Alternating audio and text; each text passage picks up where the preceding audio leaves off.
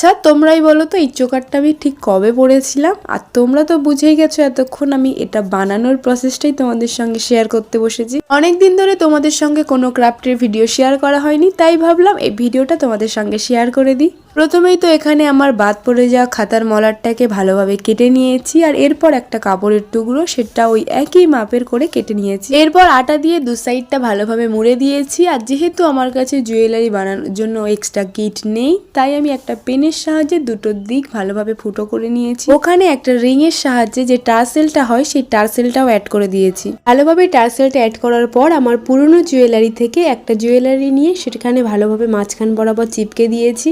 এরপর এখানে অ্যাড করেছি আমার মিশো থেকে কেনা এই ছোট ছোট কাঁচের টুকরোগুলো। জানো তো খুব ছোট থেকেই আমি একটু একগুঁয়ে টাইপের, আমার এটা বানাতে হবে, মানে আমার এখনই বানাতে হবে আর এটা আমাকে কমপ্লিট করতে হবে। যেমন মনে হয়েছে আমিও বসে গেছি আধা ঘন্টা 45 মিনিটের মধ্যে জুয়েলারিটা বানানোর জন্য, কারণ আমার মনে হয়েছে আমার ওই শাড়িটার সঙ্গে এই জুয়েলারিটাই মানাবে। দেখো তোমাদের সঙ্গে কথা বলতে বলতে আমার কতখানি কাজও কমপ্লিট হয়ে গেছে। এখানে কানেরটাও বানানো ডান।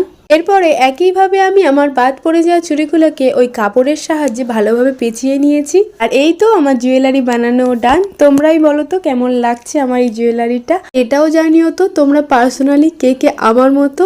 আর হ্যাঁ, বাই দ্য ওয়ে বলো তো আমাকে এই জুয়েলারিগুলো পুরো কেমন দেখতে লাগছে। আর তোমরাও চাইলে এরকম সহজভাবে বাড়িতে বানিয়ে নিতে পারো নিজেদের জন্য। আজ তাহলে আসি, টাটা।